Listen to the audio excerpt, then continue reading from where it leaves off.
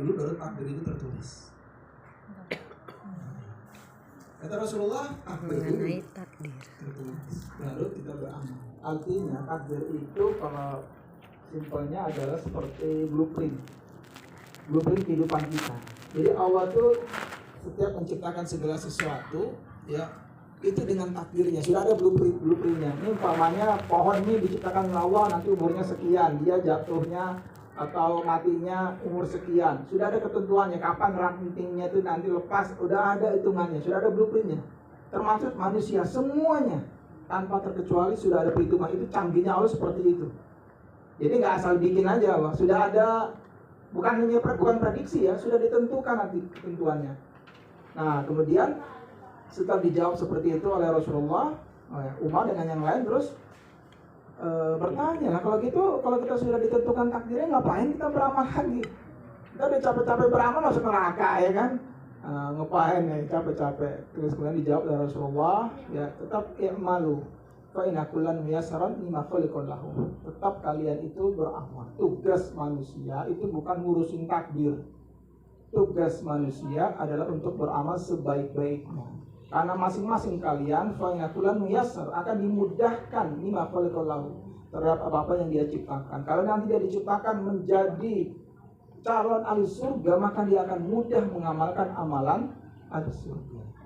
Bilalah orang itu kalau amal ibadah sudahnya minta ampun, tapi kalau bermaksiat kayaknya gampang banget. Jangan-jangan ini, ya kan, tulisannya ini Syaqiyun, celaka nanti dia jadi calon ahli penduduk neraka. Tapi kita nggak bisa memastikan, ya walaupun dia sudah meninggal sekalipun, belum tentu orang yang meninggalnya begini dan begitu berarti dia su'ul khotimah, belum tentu. Ya, bisa jadi dia punya amal soleh yang kita nggak tahu, dan itu hak prerogatifnya Allah. Bisa jadi orang yang bermaksiat di depan kita, ternyata nanti dia bisa masuk surga, walaupun mungkin masuk neraka dulu, dan itu kenyataan. Di zaman Rasulullah dulu, beliau pernah bercerita, ya, ada seorang pembunuh, dia membunuh 99 orang. Nah, dia pengen tobat, tapi bingung nih, bagaimana caranya tobat? Nah, ketemulah di situ sama seseorang, ya pemuka desanya itu. Nah, ditanya, bagaimana saya mau bertobat, bisa nggak? Wah, kamu udah ngebunuh 99 orang, tobat ya bagaimana bisa? Akhirnya dibunuh sekalian tuh orang, lengkap jadi 100. Nah, tapi hatinya dia nggak tenang. Kenapa? Karena kata Rasulullah, namin mauludin ila yuladu ala fitrah. Tidak ada dari seseorang anak kecuali dilahirkan atas fitrah. Setiap anak itu ya, secara fitrahnya dalam hatinya itu ada Islam di dalam jiwanya.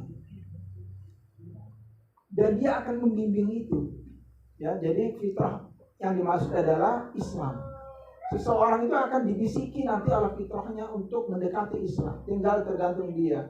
Apakah dia mau mendengarkan bisikan itu, apakah dia mengabaikan bisikan itu. Nah, si orang tadi, dia merasa tadi bisikannya kuat, ini saya harus bertobat. Akhirnya dia berjalan ke desa yang lain, ketemulah rahib. Kalau zaman dulu rahib, kalau sekarang kalau ulama lah, gitu ya. Nah, ditunjukkan kalau kamu ingin bertobat, silakan kamu ke sana. Ditunjukkan tempatnya. Kalau kita sekarang kira-kira mungkin ke Baitullah gitu ya. Kamu kalau mau bertobat ke sana. Nanti kalau kamu haji ke sana, dosa-dosa kamu yang lalu diampuni Allah. Kira-kira begitu. Nah, ke satu tempat. Nah, akhirnya dia berjalan ke sana. Baru di tengah jalan meninggal dunia. Nah, disinilah dua malaikat ya berselisih paham. Malaikat surga tadi, wah ini orang udah mau tobat ini, harusnya masuk surga. Kata yang penjaga neraka tadi, wah dia sudah banyak kesalahannya dan dia belum melakukan apapun kebaikan, bagaimana dia bisa masuk surga? Ya, akhirnya Allah putuskan, coba dihitung, banyakkan mana langkahnya, ya kan, dari desa dia ke tempat dia mati, atau mendekati dengan yang tempat dia bertobat. Ternyata setelah dihitung sama langkahnya. Nah ya kan, gimana nih? Dilihat dia matinya ngadepnya kemana. Ternyata begitu dilihat matinya ngadepnya ke arah tempat dia mau tobat, ya akhirnya dia dimasukkan ke dalam surga.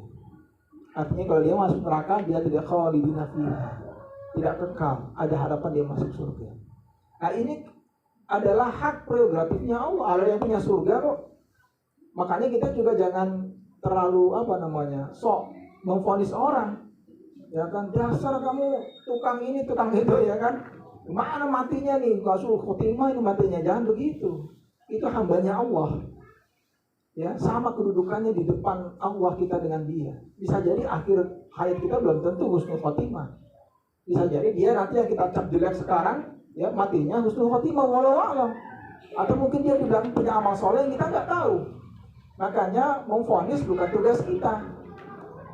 Ya, vonis itu tugasnya Allah. Alaihissallahu biyahkamil hakimin. Bukankah Allah sebaik-baiknya hakim? Jadi bukan kita hakim itu. Nah, kita kewajiban hanya berdakwah. Berdakwah juga harus diajak ke jalannya Allah. Ud'u ila sabili rabbik. Ya, ke jalannya Rabbmu, jangan ke jalannya dirinya sendiri. Jadi kembali lagi kepada takdir tadi, ya Ahlussunnah wal Jamaah memahami bahwa ya tugas manusia bukan ngurusin takdir, tapi beramal soleh sebaik-baiknya. Ya. Nah, termasuk salah satunya dari ingin punya anak laki-laki, ya kan? Ya berusaha bagaimana caranya bisa punya anak laki-laki. Ada nggak secara ilmiah? Oh nggak ada nih, udah saya lihat sendiri aja deh. Saya baca surat Yusuf, ya kan, diniati, ya. Mudah-mudahan bisa, gitu kan? Nah, mudah-mudahan bisa. Nah, minimal selalu berdoa kepada Allah, berikanlah saya keturunan anak laki-laki. Minimal seperti itu. Nah, jadi itu urusan kita dengan takdir, di situ batasan kita. Takdir bukan urusan kita. Kalau kita ngurusin takdir stres. Ya kan? Karena emang bukan ranah kita. Berat ngurusin takdir itu. Tapi Pak Ustaz, artinya takdir itu kalau kita berusaha sesuai kita bertawakal sesuai dengan aturan Allah, tapi bisa merubah. Karena kalau salah takdir itu ada dua.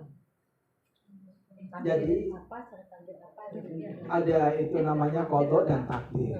Qada itu ketentuan Allah. Takdir itu yang sudah dituliskan oleh Allah. Ada takdir kauniyah, ya, ada takdir syar'iyah. Kalau takdir syar'iyah adalah sesuatu yang sudah disyariatkan oleh Allah. Kalau takdir kauniyah adalah kenyataannya. Allah mensyariatkan bahwa ya khamr itu haram, bahwa itu takdirnya Allah. Nah, kenyataannya bisa jadi ada orang muslim yang meminum khamr. Wah, ini berarti takdir saya udah minum khamr. Enggak, Allah enggak menginginkan kamu minum khamr. Makanya Allah berikan takdir syariah. Nah, doa bisa mengubah takdir, betul. Tapi kata para ulama, doa itu juga takdir. Kita berdoa kepada Allah, itu Allah takdirkan kita menjadi ahli doa. Kita berusaha dengan baik, dengan keras, karena Allah takdirkan kita orang yang suka berusaha. Jadi semua sudah ada ketentuannya dari Allah. Termasuk tadi usaha, doa, ya itu takdir juga dari Allah. Makanya ini kata Rasulullah, tetap i'malu, beramalah kalian. Fa inna kullan muyassarun lima khuliqa lahu. Karena masing-masing kalian akan dimudahkan terhadap sesuatu apa yang diciptakan untuk kalian. Kalau kalian diciptakan menjadi pekerja keras, dilalahnya ya pengennya kerja terus. Kalau nggak kerja nggak enak badan. Bahkan udah pensiun aja pengennya kerja lagi kan gitu. Jadi memang takdirnya Allah menjadi pekerja keras. Makanya kita berusaha sebaik-baiknya dengan harapan supaya takdir kita adalah takdir yang baik-baik. Begitu ya. Ada lagi? Masih ada waktu 5 menit lagi. Dira buat apa lagi?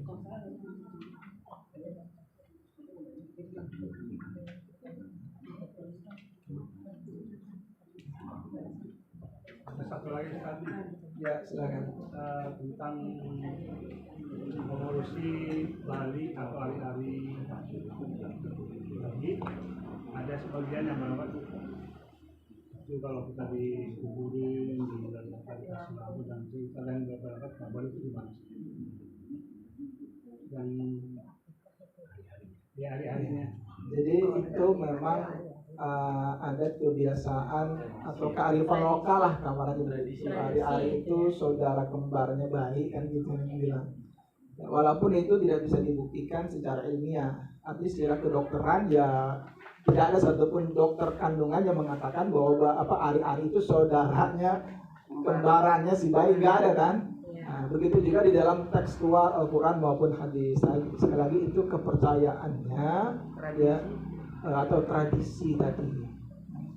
Apakah itu harus dibuat sedemikian rupa? Ya nggak juga harus seperti itu. Kalau mau dibikin begitu ya silakan saja. Tapi jangan dijadikan, oh ini harus seperti ini supaya begini dan begitu. Akhirnya kita menimbulkan kepercayaan-kepercayaan yang tidak didukung tadi. Tidak didukung dengan bukti ilmiah. Kalau tidak didukung dengan bukti ilmiah nanti ada pro dan kontra. Selalu itu. Nah, minimal kalau dari ilmu kedokteran ya dianggap perbuatan yang sia-sia. Minimal kan begitu ya. Kalau nanti dari kelompok yang lain dianggap oh itu kan nggak ada dalilnya itu, oh berarti itu bid'ah umpama kan, ramai lagi. Ya kan kalau memang mau buat seperti itu ya jangan terus menganggap ini wajib, enggak. Ya seperti kita ini, ya ini kan kalangan Nahdien yang mengadakan 4 bulanan, 7 bulanan. Kalau di luar Nahdien nggak ada, ya di Muhammadiyah nggak ada, di Parsis nggak ada. Nah, cuma terus apakah dibilang bid'ah ya nggak juga, itu kan istilah aja, nama itu 4 bulanan, 7 bulan itu istilah. Sama kayak maulidan itu ya istilah, bukan berarti isinya maulidan itu bikin kue, kemudian kasih lilin, kita tiup lilin selamat ulang tahun buat Rasulullah, begitu kan isinya ya ada tausiah, ada pengajian kan begitu. Jadi itu hanya istilah untuk mengumpulkan umat, begitu aja. Nah, jadi jangan terlalu ekstrim juga gitu ya. Nah, supaya agama Islam ini ya bisa berjalan di Indonesia dan orang Indonesia sudah merasa berat untuk melaksanakan agama ini. Nah, yang penting kunci utamanya adalah ya bertauhid yang benar. Ya, dengan tauhid yang baik, minimal kalau punya dosa-dosa masih ada harapan masuk surga lah. Minimal itu. Jadi berdakwah juga jangan terlalu ekstrim. Wah harus bisa ngamalkan ini, harus bisa ngamalkan itu, enggak juga. Ya, surga itu kan bertingkat. Ya. Nah, jadi kalau kita berdakwah kepada siapapun, ya disesuaikan dengan kondisinya. Kalau emang di sini masih bisa seperti itu, ya yang penting tadi ya Tuhannya masih Allah, ya nabinya masih Nabi Muhammad SAW, itu udah bagus, itu udah lumayan lah. Gitu kan, kalau kata Gus Baris piro-piro ya udah bagus lah itu. Yes. Selanjutnya ya tinggal nanti ditambah lagi pengetahuannya, ilmunya kan begitu pelan-pelan. Ya seperti tadi sepupu kita kan, sepupu kita Pak Junaidi dulu masuk 7 bulanan, belum ada nih 4 bulan, kan itu berproses. Coba kalau dari guru ulama Wali Songo gitu datang harus 4 bulan mungkin rame. Orang-orang dulu ngertinya 7 bulan kok, kan begitu. Nah maka pelan-pelan Islam supaya masuk dengan mudah, jadi orang juga nggak berat. Ya seperti itu. Demikian. Ada lagi? Wah ada lagi. Boleh nambah ngajar ibu ini ya. Silakan. Assalamualaikum warahmatullahi wabarakatuh. Waalaikumsalam. Maaf tadi saya sempat dengar tadi Pak Ustaz sempat bilang kalau rezeki itu sudah ditetapkan Allah. Jadi kalau udah 1 miliar, boleh 1 miliar. Maaf, bukankah rezeki itu kalau tidak salah di Al-Quran sendiri disebutkan ada 7 pintu rezeki. Jadi kalau misalnya udah tetap 1 miliar, apakah 7 pintu itu tetap 1 miliar ya itu nanti seperti itu. Karena kalau nggak salah kan pintu rezeki dari menikah sendiri ada di Quran surah An-Nur ya kalau nggak salah ayat 32. Terus juga ada pintu rezeki punya anak, gitu kan? Ada di Al-Imran lah, surat Hud, Apa bisa berubah gitu ya rezeki gitu ya. ada Jadi karena bersedekah, ada karena ketetapan Allah, ada 7. karena usaha bisa Kalau lebih memiliki gitu ya. anak, itu kira-kira seperti itu. Iya, tadi yang So, Ibu menjelaskan. sebutkan itu adalah jalan untuk mendapatkan rezeki. Iya. Nah, jalan untuk mendapat rezeki Allah berikan memang banyak. Iya. Dan itu yang halal-halal kan? Iya. Nah, makan tapi jumlah rezekinya berapa ya? Itu sudah ditakdirkan oleh Allah sejak kita masih di dalam kandungan. Sudah ada ketentuannya. Bahkan di hadis yang lain 50.000 tahun sebelum bumi ini dan langit diciptakan, itu takdir semua makhluk sudah ditentukan. Nah, bagaimana caranya kita menjemput rezeki tadi? Ya itu sudah ada syariat yang di dalam Islam. Silakan menggunakan itu. Dapatnya berapa?